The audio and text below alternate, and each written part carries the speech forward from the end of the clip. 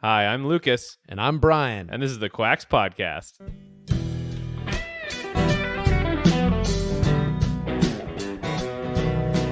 Hey, everybody. Welcome to the podcast. I have an interview for you today with Dr. Leland Stillman. So I found him on Twitter posting some really interesting information on light, EMF, and cold therapy. Now, unlike Brian and I, who are quack doctors, he's an actual MD with a variety of experiences in hospitals and in a practice out of Virginia. So he has some interesting things to say about the medical system as a whole. And stay tuned through the end where I have some important information and an announcement. Enjoy the interview. Dr. Leland Stillman, thanks for being on the show, man. How are you? I'm great. How are you? I'm doing very well today. Kind of getting a little stir crazy with being in the house so much, but other than that, doing all right. Are you quarantining yourself or still working? Right. So the deal is so for people who don't know, which I assume is most people, I moved to Virginia for a new job to start at a clinic, but I decided to take some traveling work while I built up my patient base, because, starting from scratch, it just takes some time to get some people coming to see you. And so I took a traveling job up in Minnesota, and I have been flying up here every other week. And when this thing hit, I was here, and it became clear that if I flew anywhere, I was likely to get it. And then if you get it, you can't work. And on top of that, we're supposed to not have anybody coming to see us at the clinic anyway. So I figured, and they were asking me here, they said, hey, we don't know how much how much work we're going to have, because especially out here, I'm at what's called a critical access hospital, and there's like 4 doctors who can staff it. And basically, if any of us get sick, we're down, and we don't know what the demand is going to be. So I'm here basically until the pandemic is over or the end is in sight or something, which is a little bit crazy, but it's also exciting, and I'm trying to use my time as best I can. And I'm working about 50% of the time. So let's start off with what you do and kind of your background. Sure. So I am a general internist, which basically means I specialize in sick adults. And technically I see patients ages 4 and up. And I became a doctor because really I was a patient looking to get well. I started life, I was born in Manhattan, which has a pretty gnarly environment for those who don't know. And I, came down as a kid with ear infections and sinus issues, and was pretty unhappy, sick baby. And then as I got to be older, I started to have some food sensitivities and a lot of the things that I take care of a lot of people who have ADHD, all that kind of stuff. And then I, as a teenager, my mother bailed on the whole conventional medical bandwagon because she tells this great story where my sister had issues with her sinuses and she had to go in for a sinus surgery. And any surgery for a little kid is a big deal, right? And so my mom's like holding my sister in her arms as she's vomiting into the emesis basin, and she looks up at the ENT doc who's come into the room to talk to her about the success of the operation, and she says, well, this is it, right? We've cured the problem. We don't have to do this again. And he says, oh no, it's likely that her sinuses will heal up and we'll have to go back in and operate again. And she at that moment had this epiphany where she said, okay, we're going to try a different route. And over the next basically 10 or 15 years that I lived at home, when I became a teenager, I wanted less and less to do with what my parents thought I ought to do. But, during my childhood, we went to everybody. We went to like craniosacral therapists and homeopaths, and we did aromatherapy, and we did, this and that. I even remember, there's so much. We did like coining and cupping, which is pretty far out there. Yeah. Especially for where we sort of like came from as, very, sort of typical suburbanites in modern America. My parents were not some like patchouli smoking, robe toting, turban wearing hippies. And so, I got exposed to all this, and a lot of it was way too far out there for me, and still is. But I attached to a sort of mentor in my teens who was a naturopath, and to this day, I'm in touch with him, but we have many differences of opinion because he's too far out there on a lot of things.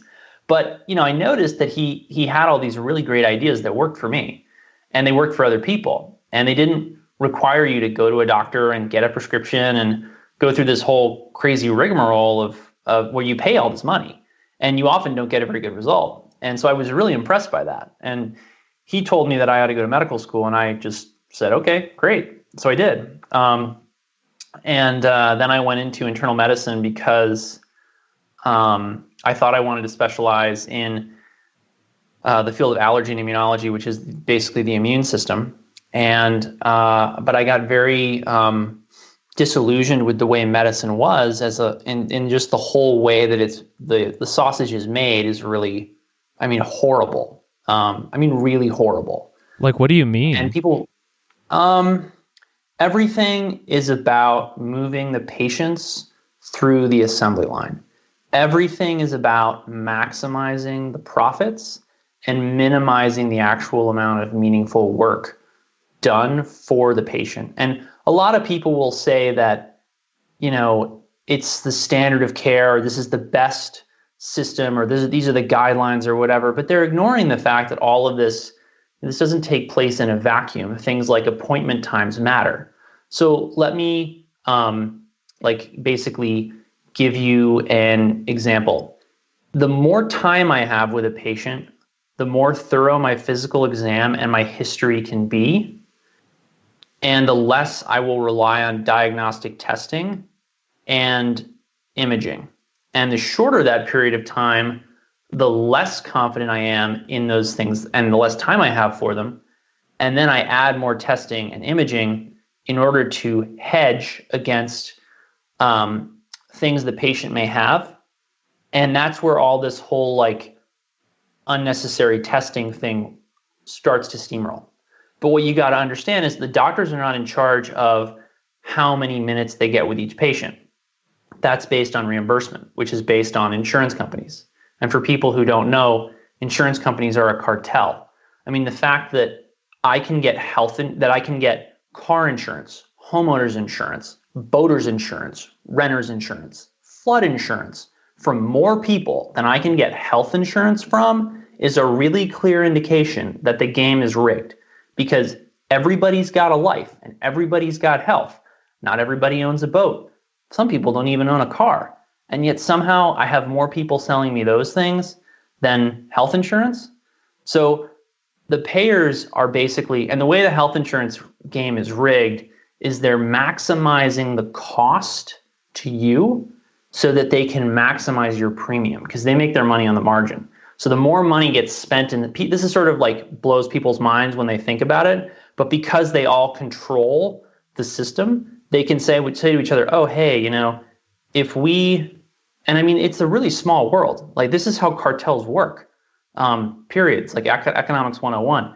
If they say, all right, we're going to get everybody's premiums higher this year, sure, we're going to compete sort of on the little things, but we're going to make sure that healthcare stays really expensive, so the premiums are really big, and that way our percentage of profits is bigger.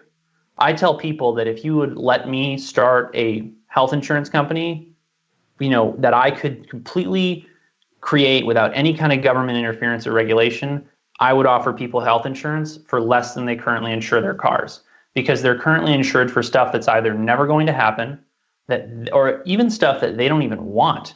Some of the stuff we can do to people, it's you don't want it, and you don't get why you don't want it.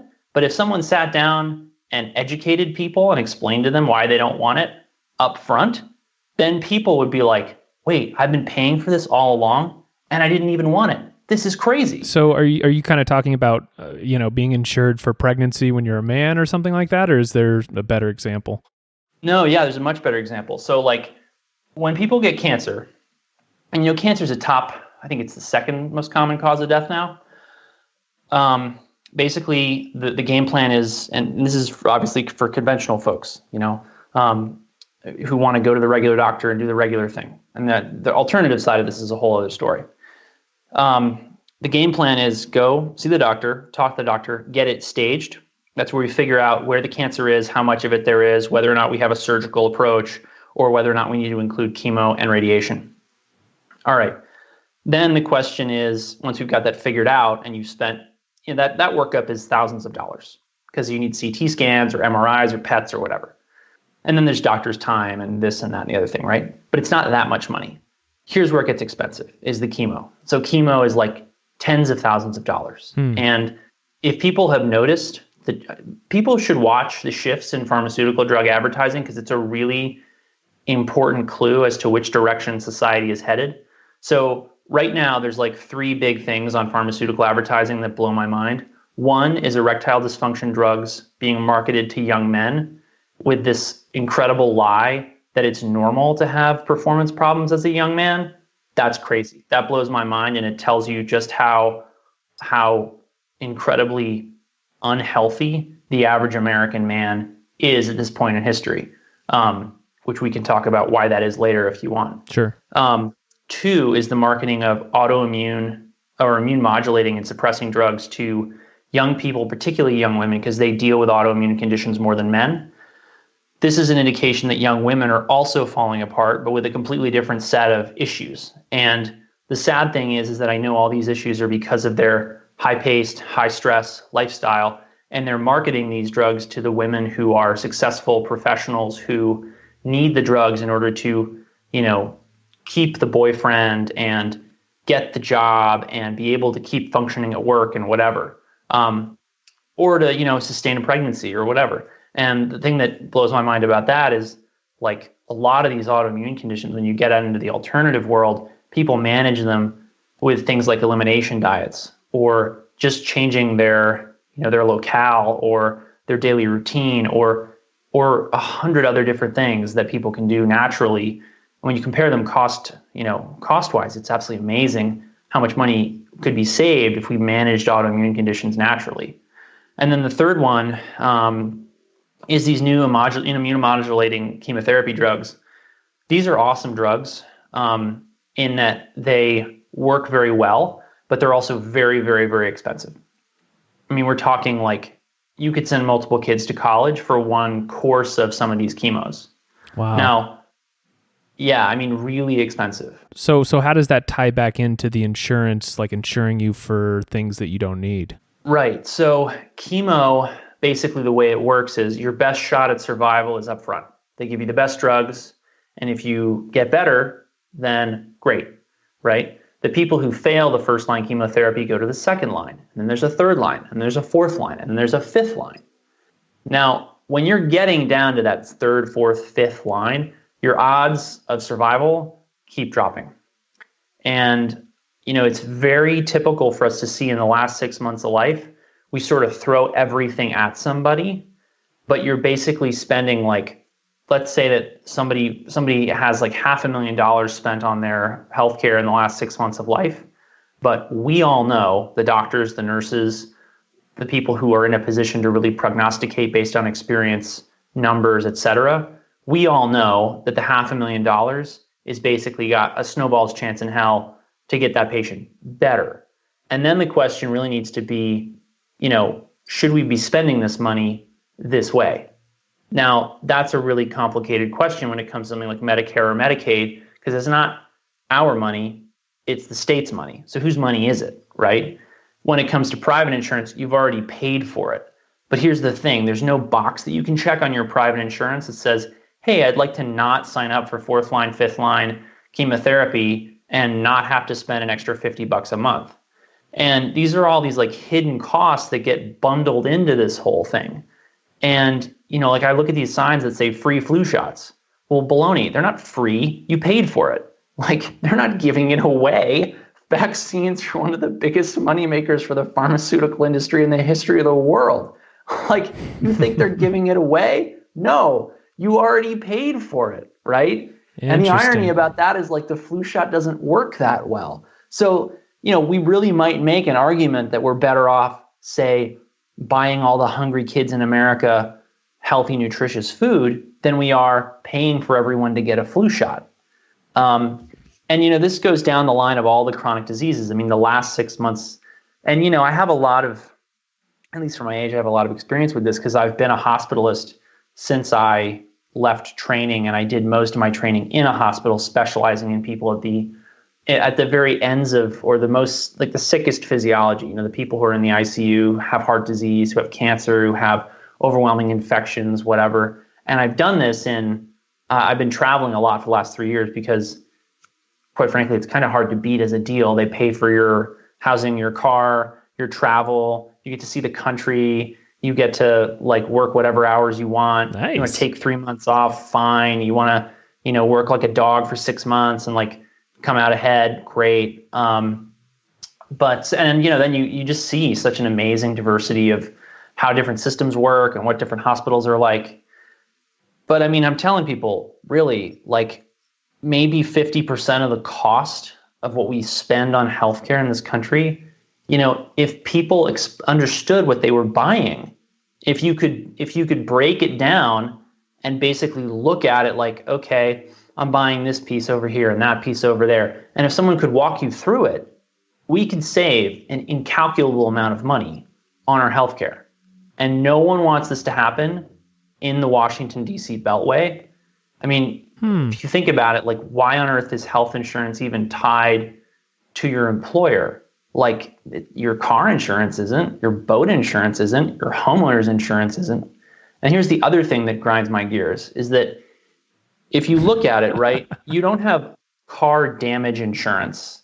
And feel free to stop me because I'm on a rant right now. Yeah, no, go for it, man. We'll get back on track. It's so important for people to get because they just don't see how big the scam is. And it's hard to believe when you really come to grips with it. But you don't have car damage insurance and car destruction insurance. You don't have home destruction insurance and home damage insurance. You have homeowners insurance and you have car insurance, right? But you have health insurance and then you have life insurance. And let me explain to you what I want. This isn't here's what I think all of you should have. This is my dream. I want to have health and life insurance together. And what I want to do is pay for my own care out of pocket. And what I'm going to do is spend my money on wholesome, nutritious, real food that was grown in my zip code. I'm going to spend it on cool hobbies like fishing and hunting. So I'm getting really fresh, really real wild game and fish. I'm going to spend it on cool vacations to do fun and exciting things outdoors, like free diving in Thailand or hiking in Hawaii or whatever. And that's how I'm going to spend my money. And then I'm going to put my money for my health insurance and life insurance into that policy week after week, month after month, year after year, and never touch it, never. And over time, that will snowball. And then you will have a health life insurance policy. Then, everybody, I end up with some diagnosis. I have heart disease, I have cancer, I need to be hospitalized, I need this, I need that. Let's say I need $1 million worth of care. Well, if you look at what the average person can afford in terms of a whole life insurance policy, if it pays out, they're buying it for their whole life, right? Yeah. They can afford the payments on a pretty massive policy. And think about it. If you did this, you could say, all right, you're telling me I've got stage 4 cancer. I could spend $200,000 on chemotherapy and I have a 50% chance of living another 6 weeks and a 25% chance of living only 2 extra weeks and another 25% chance of living an extra 8 weeks. And you're telling me I can either spend my money that is in this policy on my health, or I can choose to let it go and assign it to whoever I will.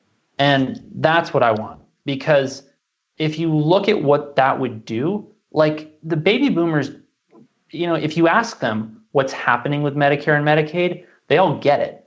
The country's being bankrupted paying for them at the end of their lives. And they're not happy about that. Because if you explain it to them, they realize that the value of the dollar is going down, take-home pay is going down, cost of living is rising, and their kids and their grandkids are never going to get Medicare or Medicaid because it's not going to be economically feasible.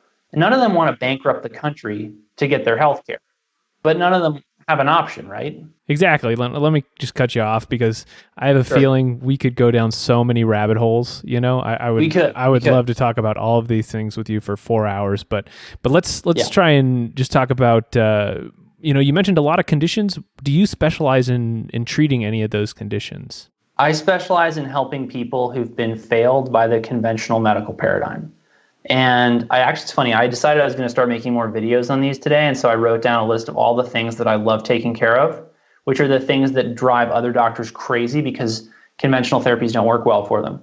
And they are allergies, autoimmune diseases, hypothyroidism, fibromyalgia, chronic fatigue syndrome, depression, anxiety, insomnia, headaches, joint pain, chronic Lyme disease, and mold toxicity. And frankly, a lot of these, from my perspective, all of these are illnesses that have to do with diet, lifestyle, and the environment. And that's why, pills, surgeries, doctor's visits, they just don't work for these people. And that's why, and I feel really called to help these folks because there is hope. There are options for treating it. And, as you guys know, a lot of people with these issues end up trying to sort of reinvent their health by listening to podcasts like this and trying to figure out, well, what's actually making me sick? Because a much better solution than adding a pill into someone's life is taking away something that's making them sick. Yeah, that's actually a principle, I think, from Taleb, who's kind of the inspiration for this podcast. I can't remember. Oh, cool. I can't remember what it's called. It's something negativa, which is... Via negativa. Via negativa, that's it. Yeah. Via negativa. Yeah, yep. you cure by taking away, and there's much higher probability that will work versus adding something. Absolutely. And it's so pragmatic, and ignoring that principle is what drives a lot of the profit in healthcare. Yeah, for sure. So you mentioned one thing, environment, and I know you've done a ton of work on this. You have videos out all the time on light and stuff like that. But one of the things we haven't talked about in quite a while on this podcast is EMF. And I think we did 3 episodes, maybe like a year ago or something like that. But yeah, you've kind of taken an interest in EMF and wireless technologies for yourself and your patients. So what have you found learning about EMF? Great question. So first of all, let's define EMF, because this is where it all sort of gets very sticky, shall we say, right? I like to always tell people, right, E equals mc squared, energy equals mass times the speed of light squared, Einstein's famous relativity equation. What does that really mean, though, right? It means that light, it can be transmuted into matter, and matter can be transmuted into light through a variety of processes. And most of the information in the health and wellness sphere focuses on the matter, because you can make a lot of money selling people matter. And I basically fell into that camp for most of my career because those people have a lot of marketing dollars, they have a lot of time, and a lot of it works. I'm not trying to gainsay the importance of matter. Obviously, matter is very important. It's very material to getting well, but it's not the whole equation. And I became interested in EMF and for people who want to sort of see a longer story of this, I think there's a video on my YouTube channel that says, it's like my journey from skeptic to basically, concerned citizen. Oh, that's interesting. I'll put that in the show notes. Yeah. So basically what I worked very briefly after residency, that's my training, for a functional medicine doctor who specialized in, really like the sickest patients who had already tried all of the paleo and this and that and the other thing. And it was very intense. We did a lot of testing. It was very expensive. We had like movie stars and we had professional athletes in and out of the clinic. It was a really cool place.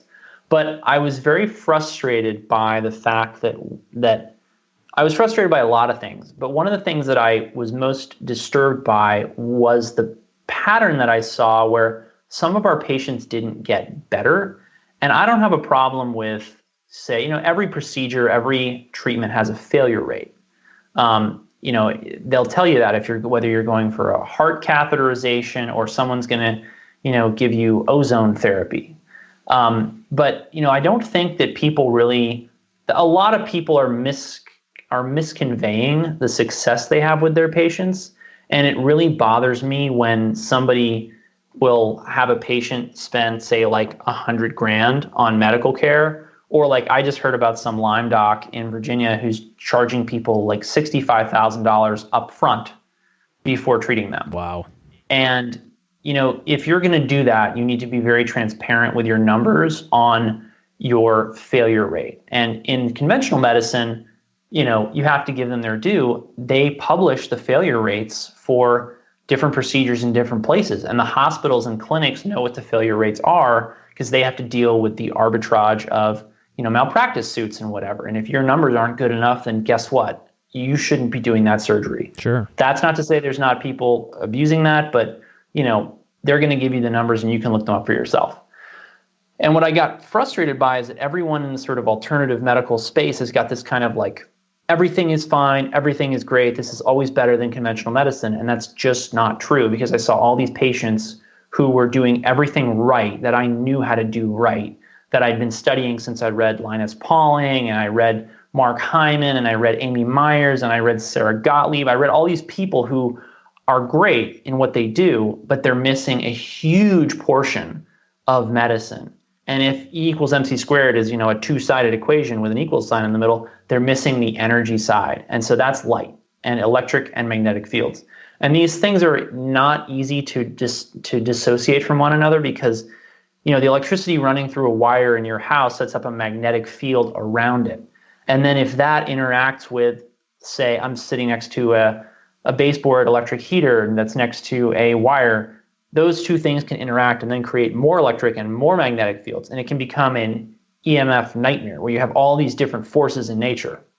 And in nature, the only significant electromagnetic forces are animals, which create electricity in their mitochondria and through their nervous systems and their tissues, plants to a certain extent, lightning, and then the electromagnetic force of the planet, which is generated by the circulation of the metals at the center of the Earth, because they're hot and they undergo convection. So all of that is a fancy way of saying electromagnetism, which is electrical and magnetic fields, and then light, which is really a manifestation or another incarnation of electromagnetism, is an integral part of our environment. And when you ignore it, you're ignoring a significant amount of life's activity. And we know that, and I basically try and make it simple for people. I just explain, look, you're worried about fake food, and we know that fake food makes people sick. No one can deny that. Well, fake light makes people sick too, by the same sort of logic. And what I realized in these functional medicine, sort of case failures that I was seeing, they tended to be very young, very tech-addicted people, especially from certain zip codes, which I later came to find out were zip codes that were particularly, let's just say, EMF toxic, where they had a lot of extra, non-native, unnatural, fake electromagnetic energy in the airwaves, whether it was the amount of, tech gadgetry emitting microwave radiation, or the number of cell towers, or the amount of electricity and voltage through their appliances and their heating and cooling systems and whatever. And that just got me on, it sort of tipped me down a rabbit hole where I started reading for 2 or 3 years straight on how light really shapes life, and trying to figure out what I needed to know to get my patients better, especially the ones who'd failed doing everything else that I had learned in the functional medicine paleo space. So how bad is this fake light or these EMF things for you? That is a very difficult question to answer, because it has to do with risk. So and this has to do too with sort of the acceleration of, or like the manifestation of disease, right? So let's say that, 100 people live in the same EMF polluted environment for 100 years. A certain number of them are going to get extra diagnoses, whether it's ulcerative colitis or Crohn's disease or brain cancer or psoriasis or whatever. And let's say we attribute it to the EMF, right? But if you didn't get that and you didn't visibly see any detriment to your health, then you assume it's not a problem, right? It's the same way, a lot of people smoked but never had any ill health outcomes from it, right? So then how much harm is it really doing? And when people ask me sort of like how seriously should they take it, my real question to them is, well, what's it worth to you? Because the simple reality is that I see a lot of people in this dangerous situation, and a lot of them wind up eating well and exercising, and they think they're doing it all right, but they're living what I call the microwave blue lit life, where they play a lot of video games, or they're constantly on the phone, or they're constantly playing some whatever game on their laptop, computer, tablet, I don't care, and they're on Wi-Fi all the time, being illuminated by really intense, brightly lit screens. And they don't realize that that's actually ruining their quality of life. I mean, look at all these studies that show increased use of social media with depression. At the end of the day, what's happening is that, and I always tell people this, when you get something for free, you are the product. And so what's the product of Facebook? It's your eyeballs, and it's your brain being programmed with what they want you to think, and what they want you to think is important. So when I get down to it with my patients, I really focus with them, because they're all very resistant to a lot of the things that I tell them to do. They don't want to wear, these funny looking red colored glasses at night, or they don't want to install new software on their phone, or they don't want to buy a red light, or they don't want to do all this stuff because it's easier to take a pill. But here's the thing. I talk to them and I'm like, hey, what do you really want out of life? And if the answer is, I want to live a long time, I want to have a rewarding career, I want to have some reasonably healthy offspring, I want to, be able to raise them myself, I want to have meaningful relationships with other people, guess how many of those things require you to use wireless technology and fake light? 0. And so as people accumulate this stuff into their life, they think it's fun and they think it's great, and they don't realize they're addicted to it. It's not that different, honestly, from the people who are smoking cigarettes or chewing tobacco. And I explain to people that, in many respects, these things are all, they're tools for us to use. Nicotine's a great example. So I'm very interested in the fact that 3 celebrities that I can think of who've done very well have used nicotine gum. One of them is Chris Kyle, who's deceased, but he is the most successful, that's kind of a loaded term in this context, but the most deadly, let's say, sniper in U.S. history. He used nicotine in the form of chewing tobacco for his entire career. Nicotine can be a powerful performance enhancer in terms of your neuromuscular system. So that's a really great asset, potentially, if you're like a sniper like he was. 2 is Tucker Carlson, who's a late night talk show host. And people who watch his show have to realize the guy makes his living by being quick and witty and funny and tearing people down. And the faster your brain works, the better you're going to do that. And nicotine turns on the prefrontal cortex and helps people do that better. A lot of people use it that way. And the 3rd is Barack Obama, right? He had one of the most high-stress jobs on planet Earth, right? And people loved his rhetoric and his way of speaking, right? Do you think maybe he knew something about? And I know that Chris Kyle, and I know that Tucker Carlson used it. I have heard that Obama used it, but my point is simply that you can use these performance enhancers, but you've got to realize there may be a risk, and a lot of the risk depends on the delivery, right? Like nicotine gum, I don't think is that bad. Yeah, it's very low risk. Yeah, I'll use nicotine gum, or I'll use like a nicotine tablet if I want a performance boost. I have a friend who plays volleyball. He does the same thing, but I don't abuse it. And we know that highly intense screens can change your performance. Like, for example, if somebody who was doing transatlantic flights told me they wanted to use blue blockers while they were on the job, I would tell them that they should not, because that would not be responsible. The user interfaces of planes are loaded with blue and green light to keep the pilots awake. So it's really about, you got to think, okay, these are not just things that I can recklessly indulge in. The idea that a cell phone or a computer, a wireless router is not in some way affecting your biology. And even leaving aside, a lot of people are skeptical of my claims that radio and microwave radiation harm them, but I need them to think about it in terms of how it alters their behavior. like, here's an example. People will have stopped using their GPS, or sorry, they've stopped using their inborn GPS and they're using their phone's GPS. And the irony of this is I've met people who've lived in cities for years and have no idea how to navigate. And what's interesting is this actually means that there's a part of their brain that is involved in knowing where things are that they're not using. And if you don't use it, you will lose it. And this, we know, has to do with cognitive power. And these machines that we're using, we can truly delegate a lot of the thinking that we used to do to them. And if you're watching the level of public discourse in America deteriorate, maybe it has a lot to do with the fact that we've delegated a lot of our thinking to these machines, because people are really doing some crazy stuff and also not preparing and not thinking logically about how to behave in a lot of ways and not thinking about the consequences of their actions. So I try and just focus with patients on that.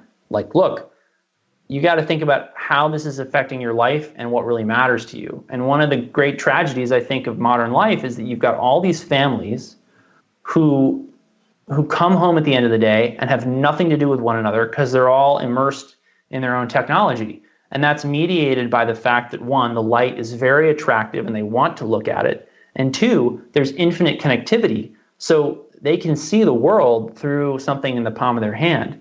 You shut off that wireless, signal, you downregulate or change the screen settings, suddenly the phone's not that interesting. And that's when people start to actually engage with one another, which is what they really desperately want and desperately need right now. Yeah, one of the things happening right now is this coronavirus. So how does this EMF and maybe some of these other environmental factors, how does it play into your immune system? Because I know there might be some connections between 5G and corona. Right. There's been a lot of rumblings about that. I've gotten some hate mail for my statements about this. But here's the thing about wireless radiation. We know that it affects life. There are chapters in textbooks on there's textbooks on this, and there's chapters in those textbooks on the immune system in particular that were written and published before I was born. And the data is very, very broad and deep. The people who tell you it doesn't matter haven't read it, or they read it and they're like, I bet it's noise. But it's bizarre because you have all of these experiments showing an effect. So the question is, how big is the effect? How big of a deal is it really? And that is really tough to quantify. And in my opinion, the studies that need to be done have not been done. And this is a case of really, I think, the brokenness of our academic and scientific institutions, where if you publish 100 papers, they can be terrible papers, but you can get tenure. And you could publish 3 of the most groundbreaking papers in your field and be ignored, or shall we say, even relegated to the dustbin of history. Like a guy like Gilbert Lang. Gilbert Lang wrote some amazing papers on how cells really work, and it has since been confirmed. And nobody's heard of Gilbert Lang. I never learned about him, even though I majored in biology. He should have been his name should have been like on the syllabus, like the one pager of what we're going to cover in a year. And it's not. And you get all this other garbage that's really not comparatively that important, right? Like everyone knows who Watson and Crick are, and it's not that they're not important, but guess what? There's a lot of other things that matter and people ought to know about that's really being ignored by the powers that be in academia because it's a really inconvenient set of truths that threatens their dogma and threatens their research funding and threatens the modern medical paradigm.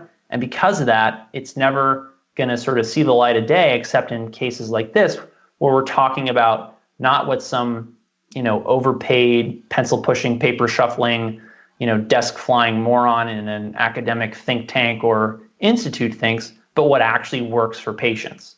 And the real proof of the pudding for, EMF, whether or not microwaves and radio waves affect life, is to try the pudding. Get away from all this stuff for a week or 2 weeks and see how differently you feel. And I'm amazed by how, I'm blown away when I talk to patients. I'll ask them, have you gone on a camping trip in the last, several years? And they'll say, yeah, you know what? I went out to like Nevada on a RV trip, and I haven't felt that good, haven't felt as good or nearly as good since then.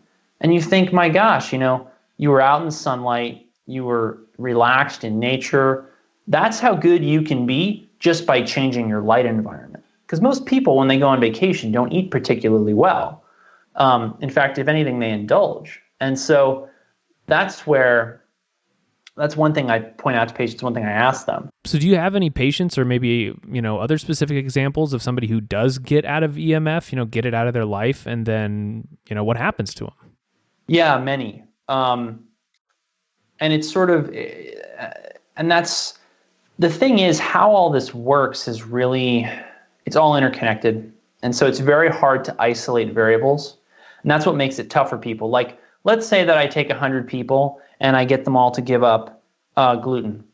And, some percentage of them respond with an improvement in X, Y, or Z. And, it's some laundry list of 20 different things that improve for those people, right? I can do that very easily. But if I start changing people's light environment, right, I often don't see that big of a difference with certain things, right? The most consistent thing I hear from people, because it's also the easiest thing for me to get them to do, is that their sleep improves when they unplug their Wi-Fi router at night and put their phone on airplane mode. That is a very consistent finding, and it isn't just limited to the quality and the depth of their sleep, but to what we call parasomnias, things like nightmares or night terrors or whatever. And this goes back, I think, to the fact that these radio and microwave radiations are sensed by the brain as a form of stress.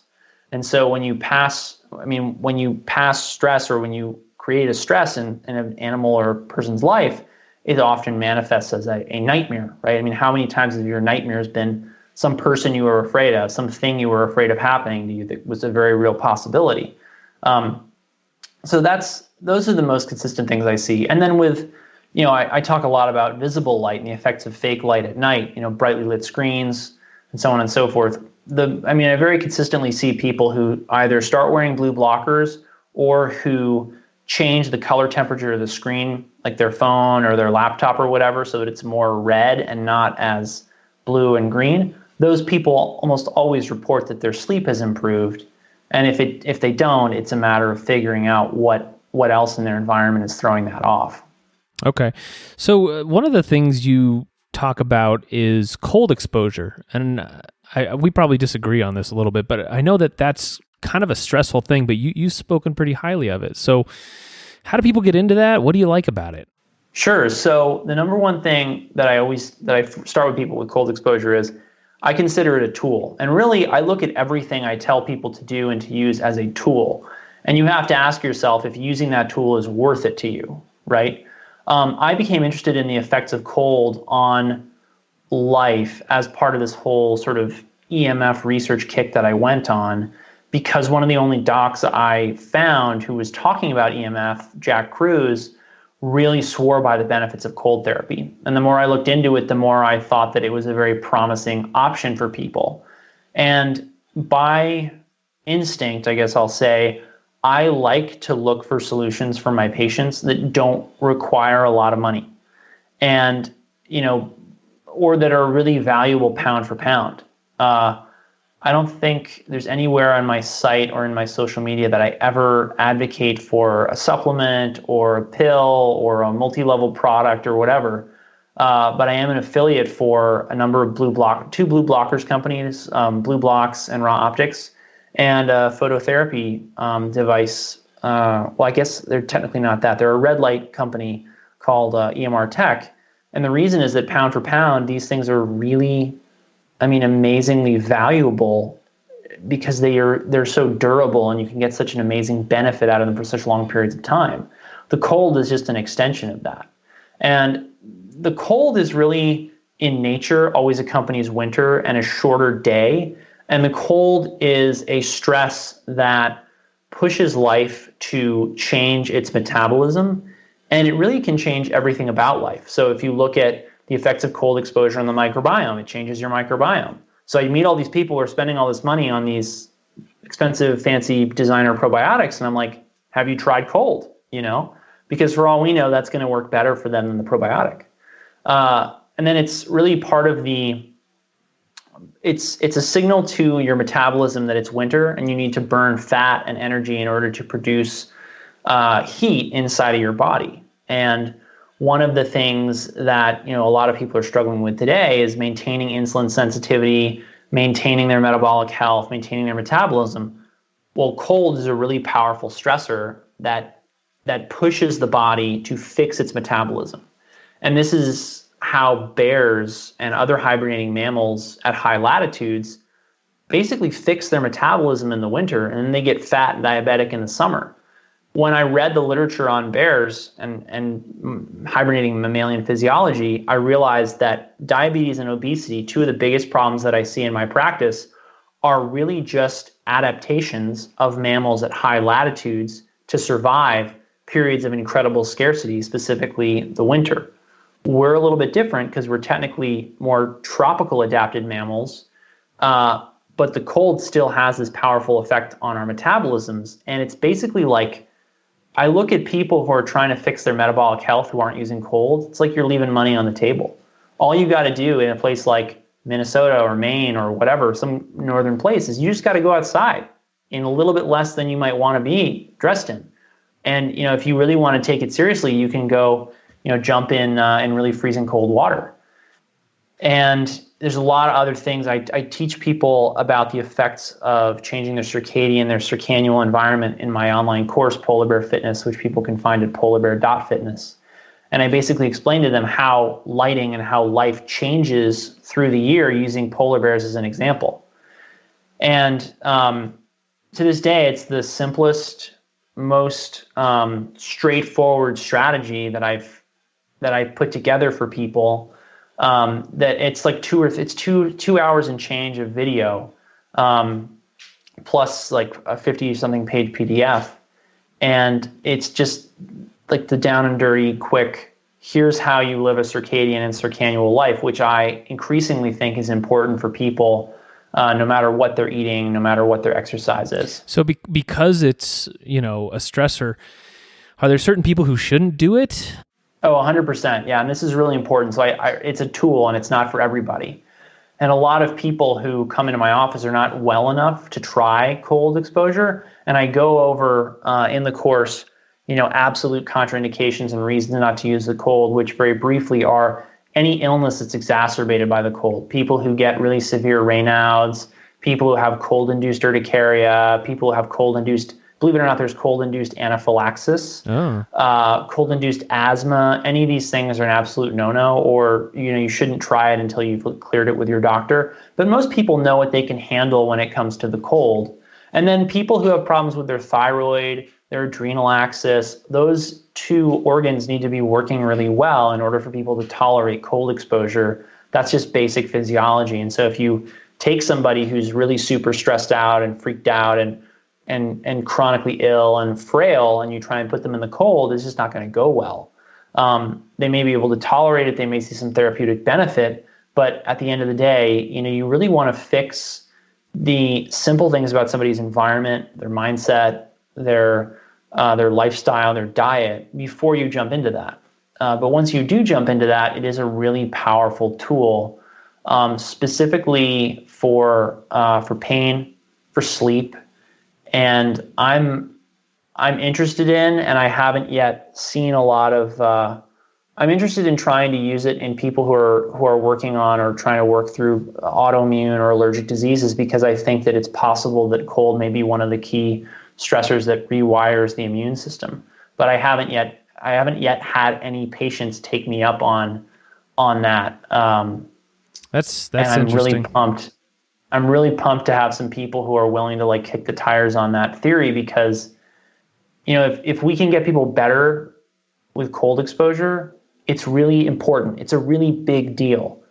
I mean, even if it's a small benefit, it could have a very important impact on people's lives, because it's so much cheaper than all the other stuff that people are getting sold out there. Yeah. So we only have, about 10 minutes left. Are there other things, in the environment that people should be maybe paying attention to that they could get some results from? Oh, 100%. Yeah. I mean, people need to take their environment in a very comprehensive way. There's no aspect of the environment that does not touch human health. It's just that it's hard to figure out which things are problems for you and what to do about them. And, that's where it's important to work with a practitioner who's got some background in understanding the environment, because it can be very tough to chase down the things that are actually bothering you. It can take some time. It can take some sort of detective work, but it's definitely worth it, because it saves you just the sort of, people who end up in the system of conventional medicine where they're just putting drugs on top of diseases to cover them up. Part of my disillusionment with conventional medicine is that I always see those people hit the wall. The drugs stop working, the disease gets out of control, and at the end of their life, I'm the guy there trying to fix things, trying to help them. And, the subspecialists who put them on all this stuff are sort of saying like, well, this is not, my problem anymore. There's nothing more for me to do. And, I don't want people to get to that point. I want them to change their diets and their lifestyles in order to achieve complete and holistic health and wellness. And I believe very strongly what Hippocrates said. He said the greatest medicine of all is teaching people how not to need it. That's what I do. Nice. So, off the top of your head, can you think of any of these environmental things that maybe people could look into? Other than EMF and other than, artificial light, air pollution is a huge deal that's underappreciated by people, and they don't realize how much it affects life on planet Earth. Like, for example, a lack of UV light has been linked to higher rates of myopia in children. And so if your kids aren't outside enough, or there's too much cloud cover or too much air pollution outside, they don't get any UV light, and they all need glasses. This is why so many kids who live indoors and are constantly on these devices are needing more and more glasses. Water quality is a huge deal. There's tons of stuff that's gotten into U.S. municipal water systems that absolutely you need to get rid of in your life. I talk about this in my program, and I tell people to drink spring water because I don't want them to lose the mineral content of spring water. That's very important. But I also don't want them to be exposed to the garbage that's ended up in municipal water systems, because they're allowed to have pretty high levels of different things that I think are toxic that will accumulate over time. And those are my top two other things. But it's practically anything. This is great information, man. You mentioned Polar Bear Fitness. What other things do you do? How can people get access to you and what you offer? Sure. I see patients at Anders Wellness Consulting in Colonial Heights, Virginia. I'm licensed in several different states, so you can contact the office to see if I can offer telemedicine to you wherever you are. And, it's always best for people to come and see me in Virginia because it just works better. And then I do a lot of phone follow-ups with people who have to drive a long way. And otherwise, I'm on social media as much as I can stand it. I try and put out information that's positive and that helps people to understand what's happening to their health and how to get better. And I'm increasingly making videos on YouTube and going live on Facebook to try and help people really get to why they're sick. And really my goal and all that stuff is to teach people how not to need medicine. And so people who follow me, what I'm trying to do with all my stuff, I'm trying to teach you all the different things in your environment that matter, all the different things that you can do for yourself that will get you the benefit that you need to live the life that you want. That's great. So before we finish, what are your top treatments, both to prevent yourself from getting coronavirus, and if you get it, what should you do? That is such a tough question. And the toughness of that question comes from the fact that I tell my patients that they're all special snowflakes and they all fall and they all melt in their own special way. And I'm not being facetious. They really are. You give two people the same treatment. One of them gets a great outcome. One of them gets a bad outcome. It's very hard to know. And so, if people come to see me as a patient in the outpatient setting, I would tell them that high dose IV vitamin C early in the course could have a radical impact on their prognosis. And if you want the data on that, you need to look up a guy named Frederick Klenner who used vitamin C to treat viral pneumonia many times, innumerable times, really, in the 50s and 60s and 70s. He and a bunch of other pioneers, their work was ignored because it didn't make anybody any money. And then I think some people are going to get a really significant benefit from ozone. Rob Rowan is an MD out in California who went to Sierra Leone to treat Ebola. I mean, the guy is a real cowboy with real, chutzpah for going to Africa to treat a life-threatening hemorrhagic viral fever, and he reported great results with ozone. So, I'm really curious to see what he does, and I'm really looking forward to his report of what happened with his patients in his clinic after that. But those are both things that you can only get through a practitioner. People who I know, my family, my friends, I say, if you get sick with it, high dose oral vitamin C can help you compensate and help your immune system kill the virus. There's a lot of data, I believe, that was generated over the last several decades on the role of oral vitamin C in treating, preventing, ameliorating symptoms of viral infections. And then, most of the rest of it is just sort of the bread and butter advice I give to people. Keep your immune system healthy. Don't get stressed out. Exercise. Have a good cardiovascular performance and fitness. If anything, that's going to be the make or break point right now based on what I've read, because it's really a disease that in its most malignant form challenges the lungs to oxygenate the body. And the more capacity you have to tolerate low oxygen tensions, which is really about how healthy your mitochondria are and what your mitochondrial density is, the better off you're going to do. And that's the long and the short of it. And I caution people against taking any or doing any of the things people are telling them to do for like long periods of time. I tell people it's like you're gearing up for a gunfight. Don't use your ammo until you are in the fight. Yeah. What do you think of the hydroxy chloroquine and the azithromycin? I hear great things, and I'm hopeful. I have no firsthand experience with it because we have no cases here. But some people I know who are in New York are using it and think that it is excellent. And so I trust their opinions, and obviously the published literature on it so far is very positive. I also heard losartan, the blood pressure med, could actually be helpful. Have you heard anything about that? Yeah. And I've heard nicotine too. But here's the thing. The angiotensin, the renin-angiotensin-aldosterone system is very complicated. And people are saying, oh, X or Y or Z will treat it, so we should prescribe it. And other people are saying, no, if you use it, it will upregulate the receptor and that will make it worse. And the real bottom line is, I don't think anybody knows. And I'm really looking forward to people actually coming out with some data. And I think what you're going to see in that is that certain people are going to have a certain, biochemical balance where some of them have more of this receptor or that receptor, and some of it will be genetic and some of it will be epigenetic. And for some of them, this remedy or that remedy will work, and for others, it won't. And that's kind of the breaks. All right. I think the real make or break thing for people is really going to be how healthy they are at baseline, and then where they are in the world. And the reason I say where they are in the world is that a lot of us are concerned about the rollout of 5G and how it may have affected our immune systems and our bodies, and it compounding problems with this virus. We cannot disentangle its effects from the population density of a place like New York City or air pollution or whatever. But at the end of the day, we're ramping up. We've controlled our air pollution. Our water pollution is not that different than it was 10 or 20 years ago.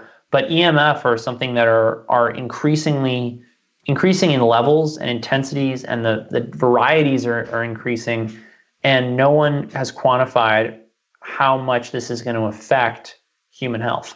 And those of us who pay attention to it really think it's a big deal. Yeah. Well, that's just some awesome information. Before we wrap up, anything else you want to cover? No, thanks for having me on. Yeah, man. Dr. Leland Stillman. Great info. So thanks so much. Great. Thanks for having me. Really loved this interview with Dr. Stillman. I think we could probably talk all day about some of the topics he addressed at the beginning about, insurance. I may reach out to him for another episode where we delve into what is going on behind the scenes in medicine. So if you'd be interested in that kind of thing, let me know. I will have all the links he discussed in the show notes, including the video he did on YouTube about his journey from EMF skeptic to believer. Now, as for the announcement, The podcast will be taking a 2-week break. So Brian's mom probably has COVID and is not doing too well. So he's been understandably, attending to family matters at this time. Not only that, with COVID dominating the news, the interest in joint formulas and gut protocols is really at an all-time low. I also think most people are tired of hearing about COVID and, they're just kind of hunkering down with family and friends. So the break should not take longer than 2 weeks. I have interviews lined up and shows written that are really ready to go. But depending on Brian's situation, we're going to just play things by ear. So please pray for Brian and his mom if that is your way, or send him good vibes or whatnot. Thank you so much for listening. I will talk to you all in a couple weeks. Be well.